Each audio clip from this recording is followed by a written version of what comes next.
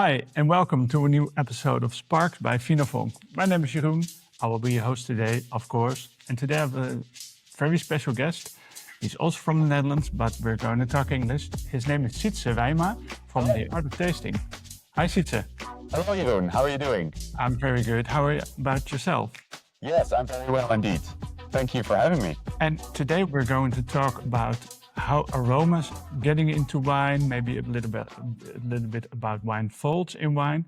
But can you tell me, for people that don't know and don't already following you on the Instagram or other channels, who are you and what do you do? Yeah, certainly. So my name is Sietze. I'm from the Netherlands. I have a master in sensory science, which is the academic study of flavor perception. So it's where you learn about the senses of smell and taste. And a couple of years ago, I founded my company, The Art of Tasting, because I felt there was a desire for a more systematic approach for learning to identify wine aromas. And I give in-person classes, but I also create tasting kits, which I send to people's home. And I'm using a method of presenting wines with added aromatic compounds. And those are basically wine samples or examples that you can use to train yourself in the common wine aromas, such as green bell pepper or butter or cloves. But also it's a method of training yourself in detecting faults. So picking up Cork taint or reductive or oxidized wines. Sounds very interesting. In a nutshell, what I do. Is it only suitable for wine professional, wine experts, or also for consumers? So I get a mix of people that are interested in my classes. Oftentimes they are people that face tasting exams, such as those from the Wine and Spirit Education Trust or Master of Wine exams, Master Sommelier exams, etc. And they are just trying to get extra practice in identifying aromas. And they're also there to explore their sensitivity to wine aromas, because this is a method where you can identify your potential weaknesses as well as your strengths. Not everyone's able to pick up every wine aroma that exists. So they're quite popular in that.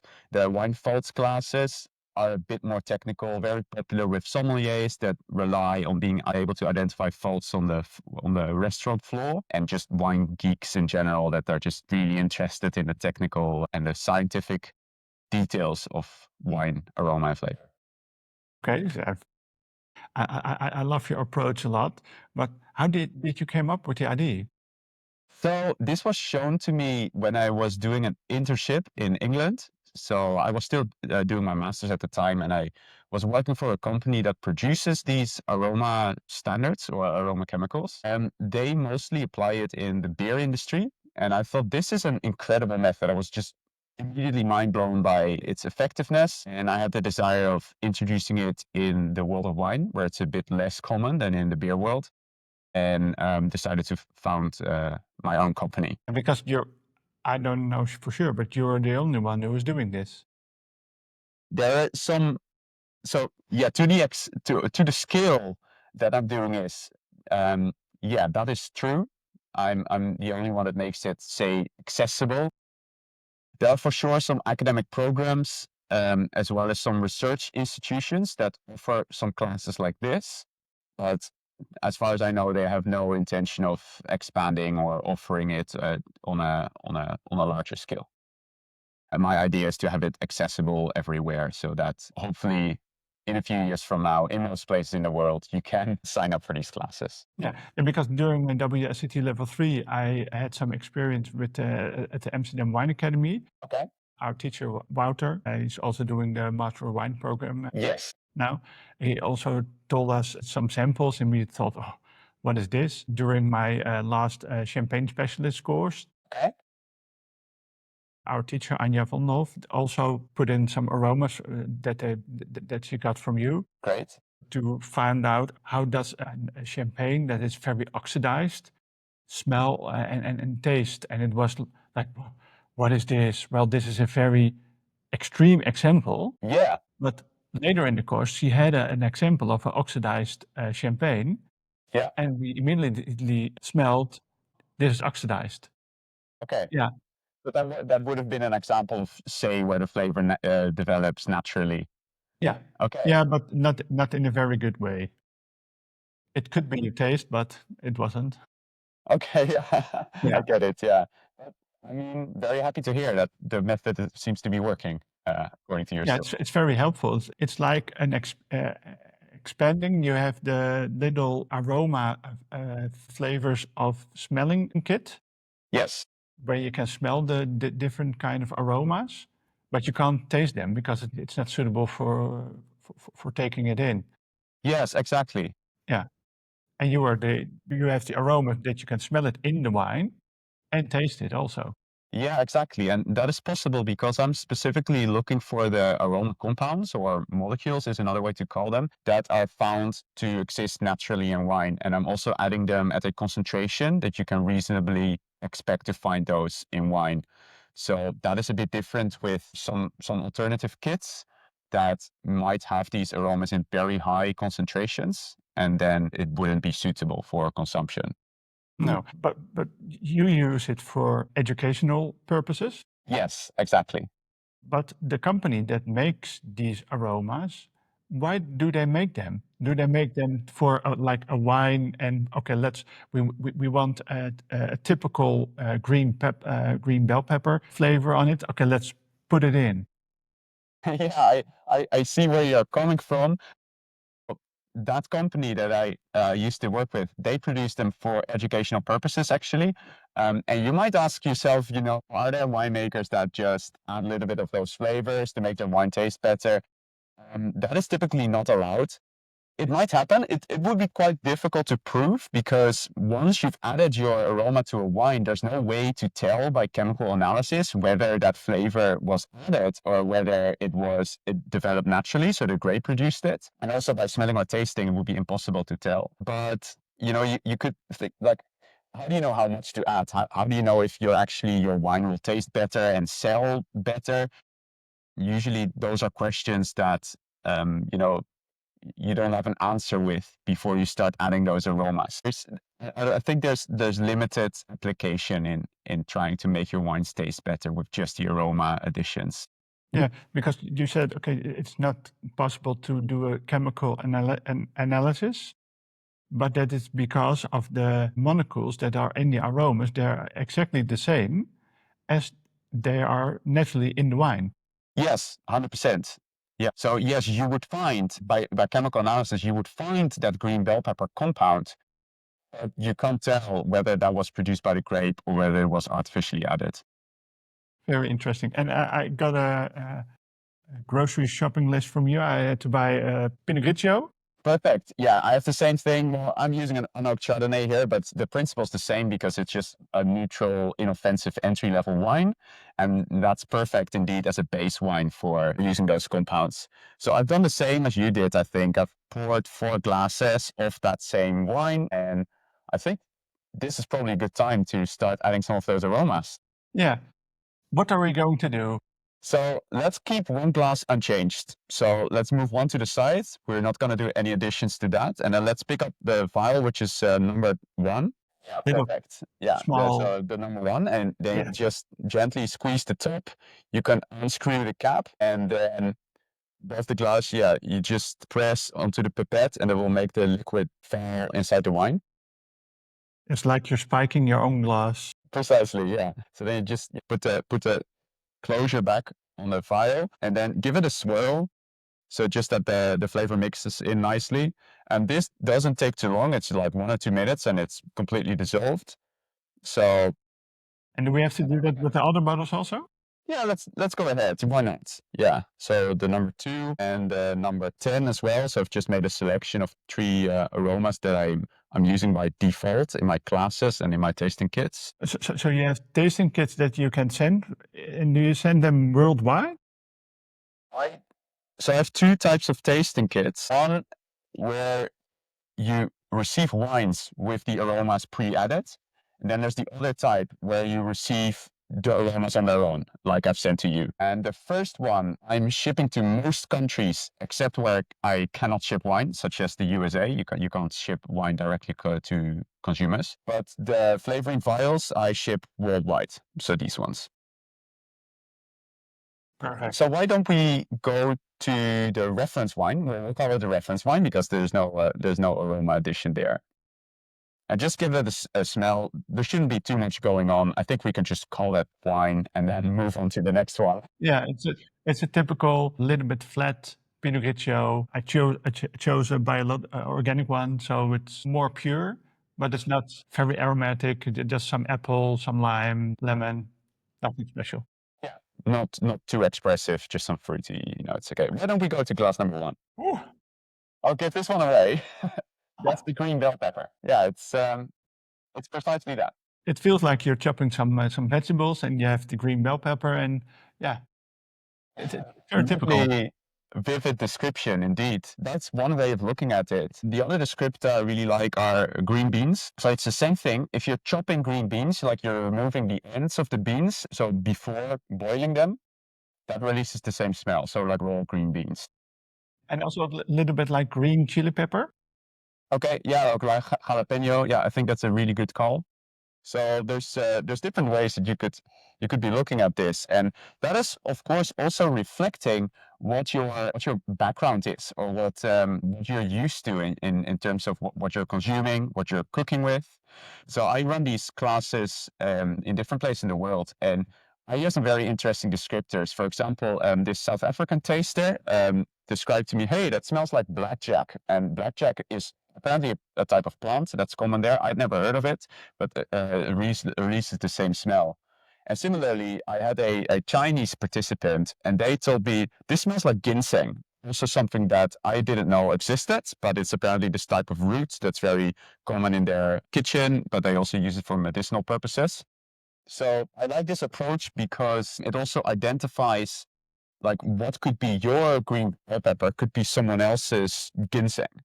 So Yeah. I use this approach as well to sort of map out these cultural differences in how we perceive smell. Very interesting that you do these kind of classes, in-person classes, over the whole world, and teaching the whole world about aromas, how they become in wine. But you're also learning about the flavors and aromas of other sides of the world. Yes, precisely. Yeah. And then maybe one day I can make a dictionary, but like if you're smelling this, then the other person is smelling this. I heard it one time from a winemaker from Priorat. She did a tasting in Japan, and they also gave different kind of descriptors. Like, okay, we have citrus fruit, okay, but there they have different kind of citrus fruit. We have lemon, lime, maybe a bergamot, and that's it. But there they have lots of citrus fruits, and they say, Yeah. oh, this is this kind. Don't you know it? Okay, the next day they bought a big bowl of all different citrus fruits, and so you can smell the differences. Yeah. Wow. Okay. Yeah, that makes so much sense. There's so much more diversity here. I guess it wouldn't be saying a wine smells of vegetables here, and you're like, well, what type of vegetable? Anyway, I think you would have smelled this aroma in a wine before. Can you tell me what the grape varieties that this reminds you of? This grape, a little bit of Sauvignon Blanc. Perfect. That is exactly the white grape variety that produces this aroma. There's a couple of red varieties that do it. Carmenère. 100%. Yeah. Yeah, that's a good call. Cabernet Sauvignon as well and Cabernet Franc. But just in terms of white wines, Sauvignon Blanc is indeed the grape variety that produces this, specifically if they're grown in somewhat cooler climates. So the warmer the climate, the more of the green bell pepper flavor sort of disappears and ripens out. But if the climate is very cool and conditions in the vineyard are shady, so there's not that much sunlight inception by the grapes, then you're retaining a lot of that green bell pepper flavor. And then it becomes very prominent in a finished wine as well. And it's synthesized by the grape, which is interesting. So if you would be tasting Sauvignon Blanc grapes in the vineyards, then that green bell pepper flavor can already be noticed. And that is unlike many other wine aromas where you have to wait later until fermentation before they become apparent. Yeah, Sauvignon Blanc grapes, as well as the juice, it will already smell of that green bell pepper, which I find quite interesting. Yeah, very interesting. Yeah. So next time you're trying a wine from the Loire Valley or from New Zealand, for example, like the cooler regions, you will most certainly notice some green bell pepper like this. And in this way, you build up your muscle memories, your wine memory also. Yeah. I like that. Would you like to explore the second smell? Yes, I'm very curious. Good. And here we are still in the Sauvignon Blanc territory. but this is a completely different side of Sauvignon Blanc. This is more of a riper style. The first one, the green bell peppers, is a sign of less ripe grapes. But here, if you're growing your grapes in very sun-rich conditions, then you're getting more of this aroma. And there's multiple ways that you could look at this. Elderflower being a very common descriptor, as well as gooseberry. But there's also some tropical nuances to it. So passion fruit and guava, those are also descriptors for this particular smell. They had a lot of flowers and a lot of like the Sauvignon Blanc from New Zealand that comes right up in your nose, but not the grapefruit kind of thing, but more the gooseberry and the white flowers. Excellent. Yeah. Yeah, and a Spot little on. bit tropical also, Yeah. peach. Yeah, Yeah, precisely. and it's so it's the same wine, but you just add some drops, and it's completely different. Exactly. Yeah, it changes the whole style, right? Even though it's just a single aroma. Yeah, there's one single aroma, but could you also like mix or blend different kind of aromas? Yeah, absolutely. Yeah, we can do that in a little bit. Yeah. And the other thing you could do is what could be worth doing. I think you still have that Fire 2 on hand. You could like increase the concentration a little bit. So what you could do is like pull up another dose and then add it to the wine. And that will also slightly change the perception of this smell. It's still safe to smell and to taste, because this is the same aroma that's also responsible for the cat pee character in Sauvignon Blanc. And sometimes that comes across a bit more when the concentration is increased. Yeah, it's more direct in your nose. It's Yeah. Yeah, it is. yeah, that's very interesting. Good. But we can also, what you just suggested, you could blend these. I think we can do it just using the wines. So if you pick up one and two and you just pour one glass into the other, like that, and maybe pour a little bit back because the glass is a bit full. Yeah, that will do. So if you smell this, it is precisely those two Sauvignon Blanc aromas together, and all you're smelling basically here is Sauvignon Blanc. Yeah, and it's like green bell pepper with peach, white blossom, a little bit like a pineapple also. Yeah, it has those true tropical aspects. Yeah. That's very interesting. But Yeah. I think when you do a blind tasting and you don't see what it is, you could also think this is a red wine. Go ahead, explain. Yeah, but because the green bell peppers, you could also think, okay, this is a red wine, Yeah. but a little bit on the floral side. Yeah. But yeah, if you don't see it, you could think, okay, this is a red wine. You could be convinced. Yeah. Yeah, I hear what you're saying. Would you like to explore the last aroma? Yeah. Also, the taste is very interesting to taste also. Right? Yeah, it's very different. You probably tasted the reference wine already, but yeah, the flavor is different. Of course, acidity, mouthfeel, sweetness, it's all unchanged, but those aromas are coming through. They access your nose via this root that exists between your mouth and your nose. So definitely, everything you're smelling will also be noticeable when putting the wine in your mouth. Yeah, in this way, you don't see it as a wine fault because what you smell is what you taste also, and it's just typical what you find in different kind of wines. Yeah, absolutely. Yeah, the faults are something else. Like, yeah, they're unpleasant, but these are normal flavors. Yeah. Are we going to wine flavor number 10? Yeah, let's do it. Immediately, I think Riesling. Okay, awesome. It's like a little petrol, a lot of thickness, peach, nectarine. Bang on. Yeah, this is a chemical that's called TDN. It's an abbreviation for a very long chemical name I'm not going to bother you with. But indeed, this is causing the petrol notes in Riesling. And that's a super interesting aroma for a couple of reasons. And if you classify the aromas in like primary, secondary, and tertiary, this is an aroma that would belong in the tertiary category because it develops during bottle aging. So as a rule of thumb, if you're bottle aging your Riesling after, say, 5 years, this aroma typically becomes apparent. But the interesting thing is that what happens in the vineyard, so during ripening of Riesling grapes, that already has an effect on how much of the petrol aroma you're later going to get during bottle aging. And the specific effect that has been found is that of sunlight. So the greater the sunlight exposure of Riesling grapes during ripening, the more petrol flavor you're later going to get during that bottle aging. So I think that's a really interesting effect.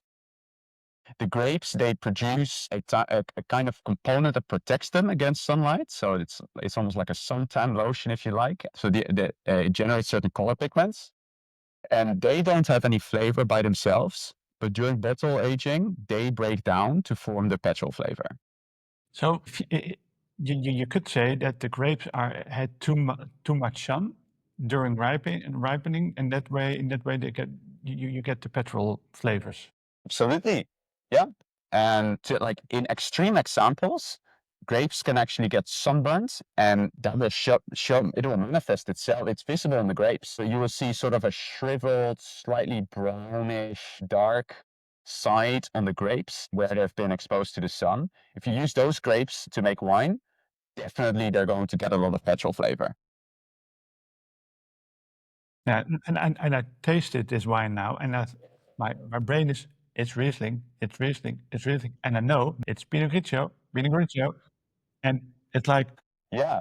Yeah, it's and also the acidity is lacking. I didn't add any acidities. That's also something that can confuse your brain. Like everything about it is Riesling, except that the structure is not at all Riesling. Yeah, yeah, very interesting. yeah. But if people want to learn about these kind of things, they could order tasting kits. Yes, I But could. then they don't get you, or do you provide videos with it, or?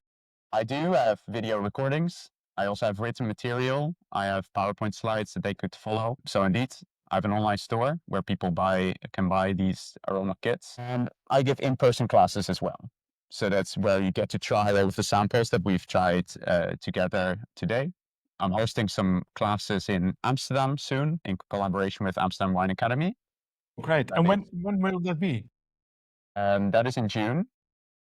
It is on the 13th and the 14th of June. So And I what have kind of two, classes are two you doing days then? dedicated to this. Sorry? And what kind of classes are you doing then? I've separated those into three different themes. So there are three classes of 2 hours each available. One is dedicated to wine faults, and one is dedicated to the positive flavor that you find in white wine. So some of the varietal characters, like we've discussed today. And then the third session is dedicated to aromas and found in red wines. So it's with a red-based wine, and we're exploring different And aromas. how many wines will you be tasting then? Are you going to do all the 10 aromas? Exactly, yeah. So it's actually a total of 11 glasses. One glass is kept unchanged as a reference.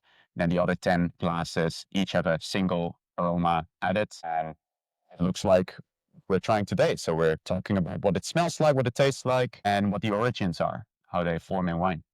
Oh, it's very interesting because you're learning a lot, and you're expanding your brain, you're challenging yourself. If you want to find out if there are any free spaces during the class, I put a link in the show notes, and also a link to your website. I think it's outof taste.com. Yes, outoftasting.nl actually. So NL. it's a Dutch domain, yeah. And so these were the aromas. Very interesting. Thank you very much for this opportunity. I learned a lot of this, but could you tell something just a little bit about wine faults? Yeah, of course. Yeah. And in my kids, I present some of the most common wine faults. Arguably, the most famous one is cork taint. It's a wine fault that develops in 1 in every 100 bottles that are fitted with a natural cork. And if you're unlucky, that cork is tainted with malts. And malts, they produce a component called TCA. And that is short for trichloroanisole. So it's the aroma that smells, that gives cork taint its characteristic musty smell. The TCA then moves from the cork into the wine, and then your wine is just ruined, basically. And common descriptors are wet cardboard, so it smells like something wet, like something moldy. It has kind of a damp basement or attic smell. It's like an old smell to it. I hear descriptors like leather jacket, for example, as well, or like secondhand store kind of clothes. Anyway, this is an aroma that also has caused a lot of producers to move away from natural corks and use screw caps or cork alternatives. So there are some technical alternatives available these days that have been routinely cleaned and produced in such a way that the risk is very low of TCA.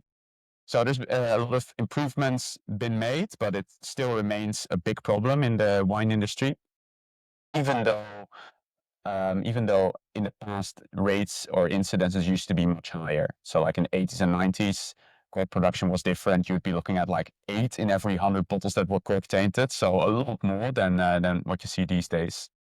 But it still remains a problem.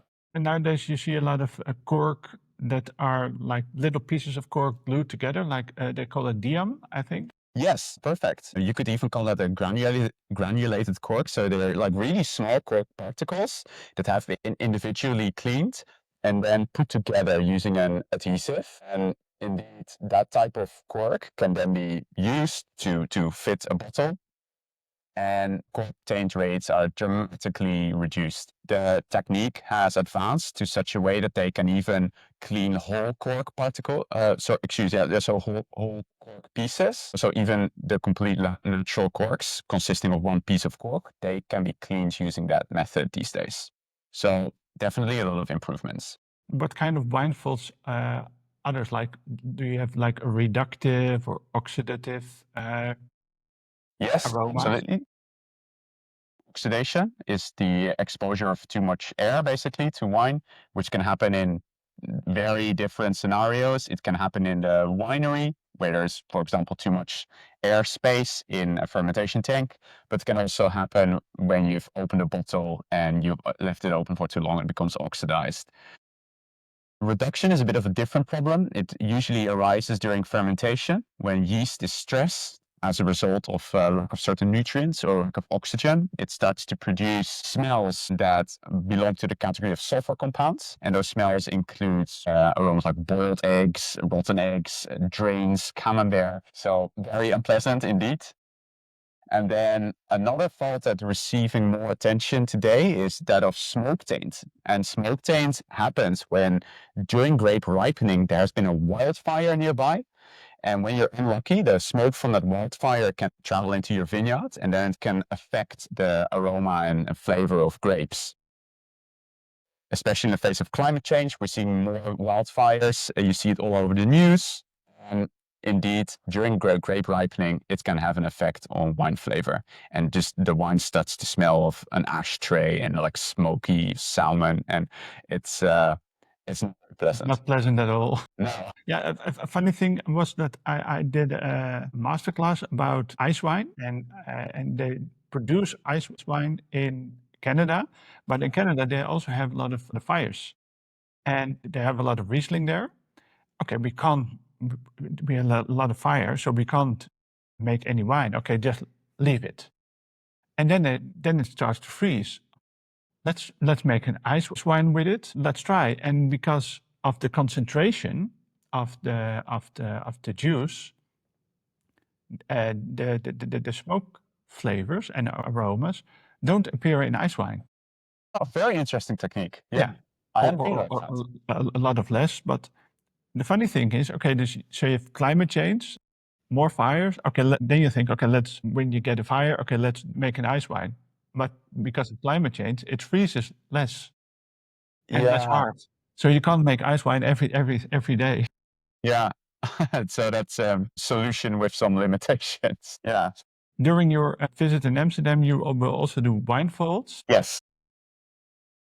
What do you think about the future? Because you have 10 aromas in white wine, red wine, 10 wine vaults. What do you think in the future will come? In terms of what the future holds for my classes or my... Yeah, your classes, or do you think new aromas will be detected, new wine vaults, or maybe, okay, these wine vaults aren't so bad, okay, we don't have to learn about it, like reductive wines. Wow, a lot of people like reductive wines.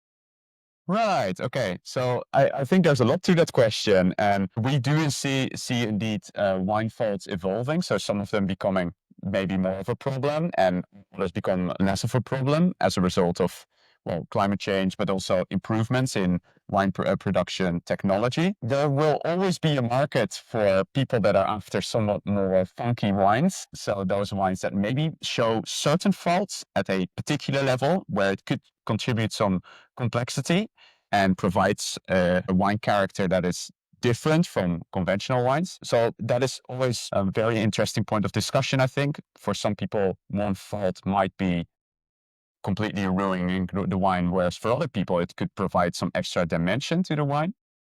In terms of what my company holds, maybe at some point people will realize this is a alternative to more traditional smelling kits such as Le Nez du Vin, and they will see what the pros and the cons are of my method versus the existing methods. And I would love that wine schools, next to their wine spirit education trust program or their wine scholar guild program, for example, they would consider offering some art of tasting classes as well. Not because it's better than the existing programs, but I feel like it's a very valuable addition, and you learn something that is maybe not covered by the other programs. And that sounds very interesting. The future looks very promising, and I learned a lot. So, Sietze, thank you very much for your time. Yeah, If you want to learn more, go to the website theartoftasting.nl. Yeah. Visit also the link for in-person classes. I'm sure you will learn lots of more. We only had 3 aromas. Well, we mixed, so we had 4 aromas. Thank you very much for your time, and looking forward to seeing more videos of you on Instagram. Pleasure. Nice chatting with you. Take care.